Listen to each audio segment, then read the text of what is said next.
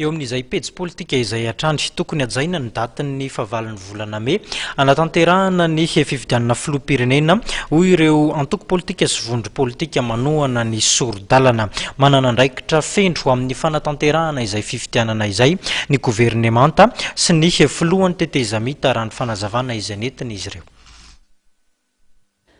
Mitaky ny tokony hitazomana ny datim-pifidianana filoham-pirenena izay voafaritra ho tanterahana amin'ny fahavalon'ny volana May ho avy izao ny atoko sy ny vondrona politika manohana ny soro-dalana. Miantso indrindra ny andraisan'ny governemanta andraikitra mampiantso fifidianana izy ireo. Koa manameloka izay mety finiavana indray fanapa-kevitra samy rery miteraka fandevonana ny ezaka ny fampihavana pirenena sy fitoniana amin'ny vaninandrom-pifidianana.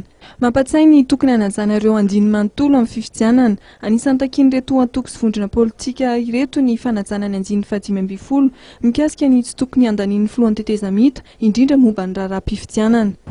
Manao antsoavo amin'ny CSC, Commission de suivi de contrôle de fédéraux, mahandraisany andraikiny amin'ny maha-antoka azy eo amin'ny siège nasionaly ny amin'ny fanaraha-maso ny fanaterahana sy fampiarana ny tombotsotra. Fahelina manentana ny fianakavy amin'ny iraisam-pirenena hanome ohatra alain-tahaka ka hohaitra mikasika ny fanajana ny lahateny sy ny fanekena eo am-paratosany ny andraikiny hanampy any Madagasikara hivoaka amin'ny krizy.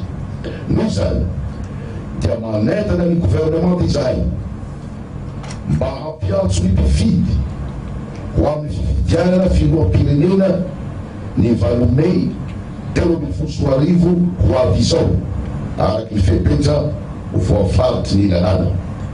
Natao teto Antananarivo Anisany nanao sy ny fanambarana izay mivoaka androany ny solotena avy amin'ny MDM, ny HPM, ny GEC, ny PSDUM, ny UDRC, ny Escopol ary Monuma IOMAD. Ary nandritra amin'ny fionana tamin'ny mpanao gazety io maraina io teny amin'ny hôtel Colbert no hamohan'izy ireo io fanambarana andraisany io.